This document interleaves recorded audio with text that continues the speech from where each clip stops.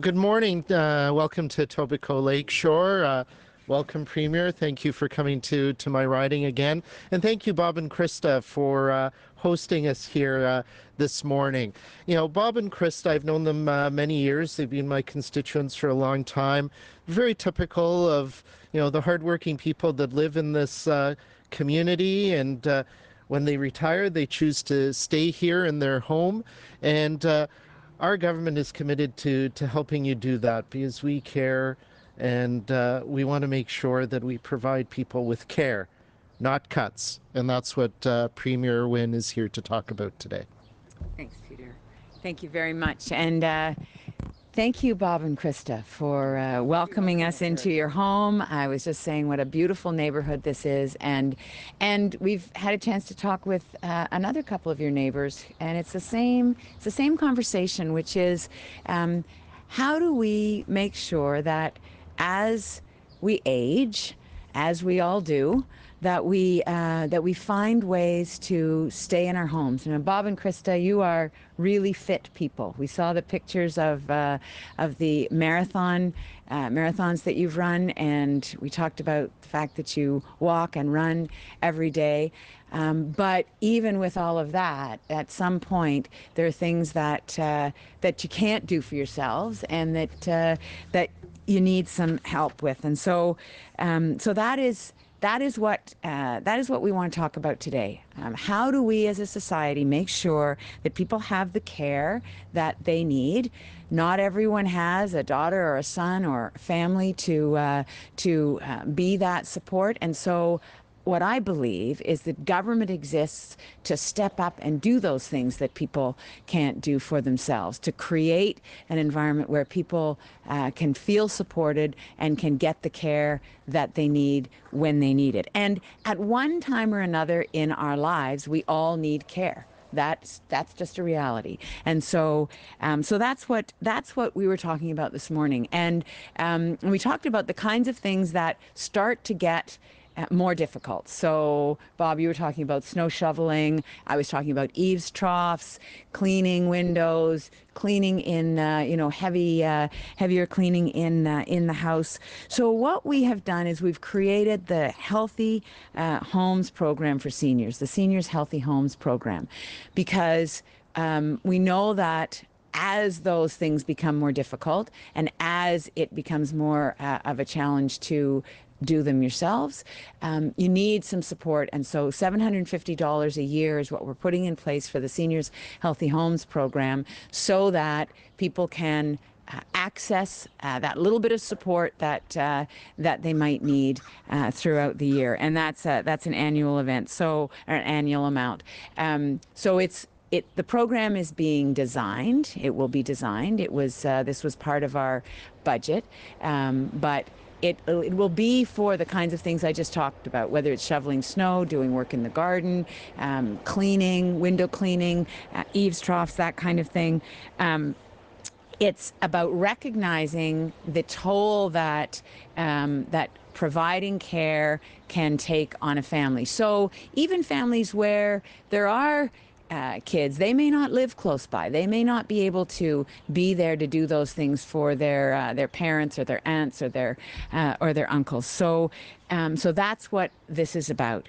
The other thing that we're doing is we're making a big investment to bring more care right into the home. And Krista, you talked about this, and you talked about a neighbor who actually had wanted to stay at home and was very ill, and the need to have more care in the home. And so in the budget that we passed yesterday in the legislature, there's a big funding boost to add millions of hours of personal support care in people's homes when they need it and where they need it. And so that means whether you're living in an apartment, whether you're living in a townhouse or a condo, or in a standalone home, that you will have more access to more care as you need it.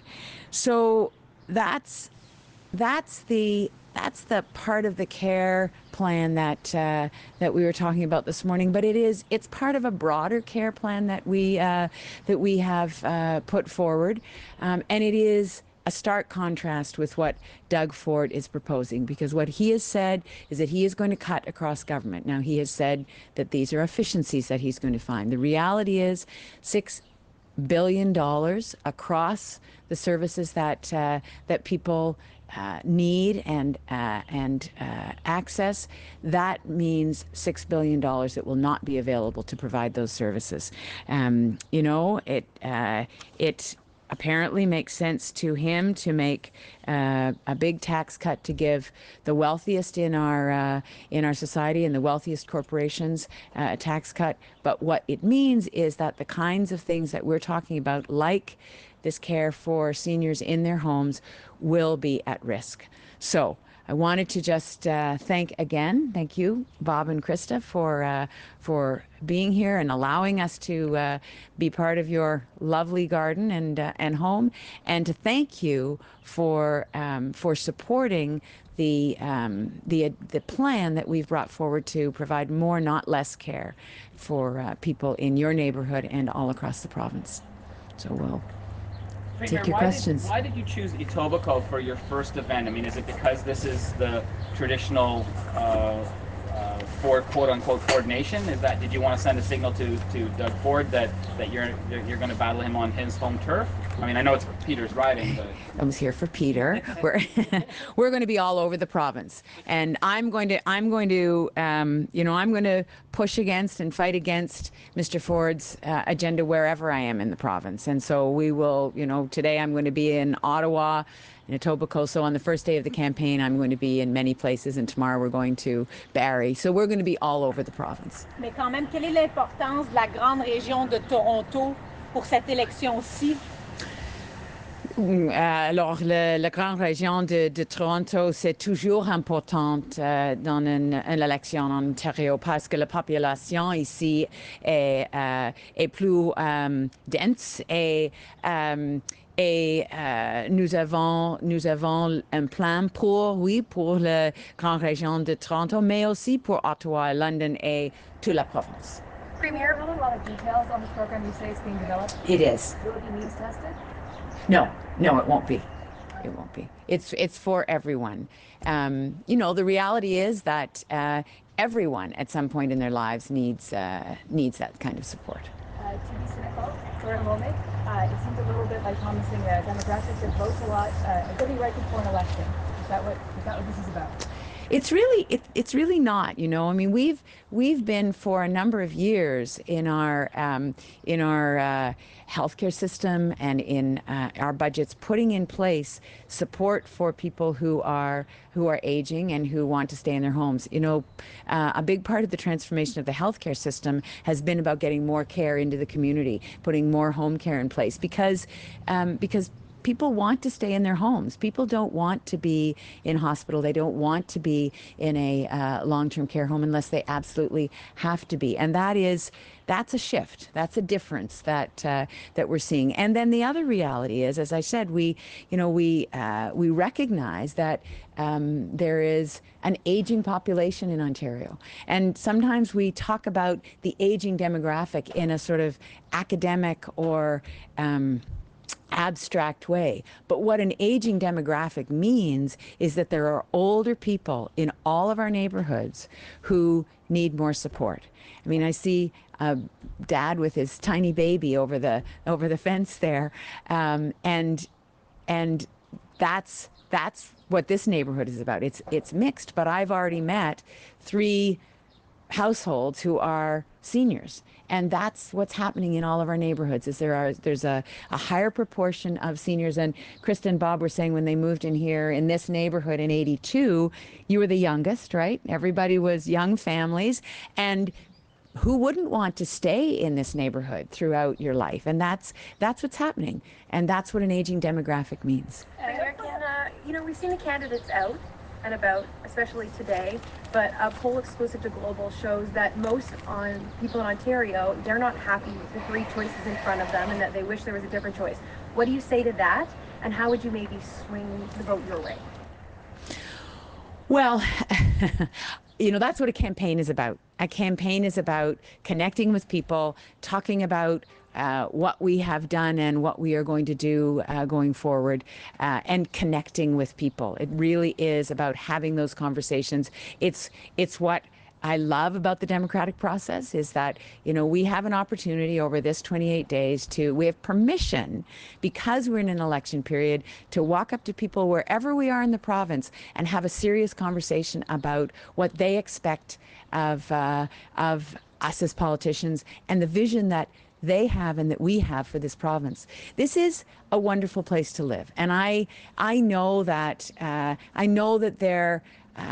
are always questions, particularly at the beginning of an election campaign, about, how good are the options.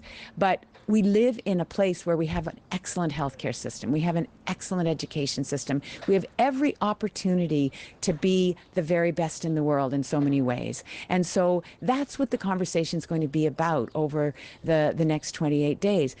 And hearing from people about what their specific expectations are, that helps to mold the discussion through the campaign. But are you surprised that people aren't happy with their choices?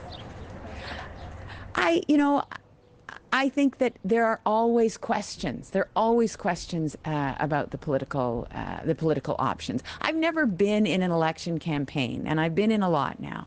I've never been in an election campaign where the newspaper said everybody's really happy with all the options. They're really happy with what all the politicians have done and what they're offering. That's just not how it works, And people are right to be critical. They're right to ask questions, because their lives and their comfort and their opportunity is at stake. And so it's right for them to question us and question us hard.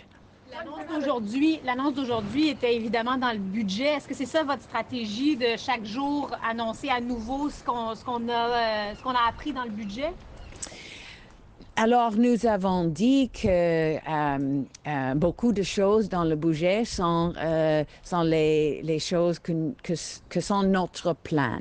Et nous allons parler de notre plan avec plus de détails pour assurer que les Ontariens, les Ontariennes comprennent qu'est-ce que le bénéfice de notre plan.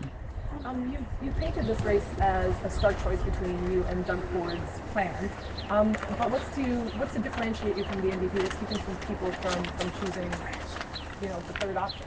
Yeah, that's a great question, and I've also said that there's a lot of similarity in terms of direction between what we're putting forward and what the NDP is putting forward. The difference is that we actually have laid out how we would do the things that they would do, how we would pay for them, what the impacts would be, and in many cases that's not the case with the NDP, and there's some real concerns about some of the things that the NDP has put forward in terms of what the impact would really be. So that is the difference. Our plan has a clear path to implementation. We know exactly how we would move forward with it. On a separate issue, if you had a candidate who hired actors to show up as supporters at one of your rallies, would you drop him as a candidate? Well, I'm not going to comment on what Mr. Ford should or shouldn't do in that case. It wouldn't happen on one of our campaigns. It just would not be the way we would function. So you'll have to ask him about that.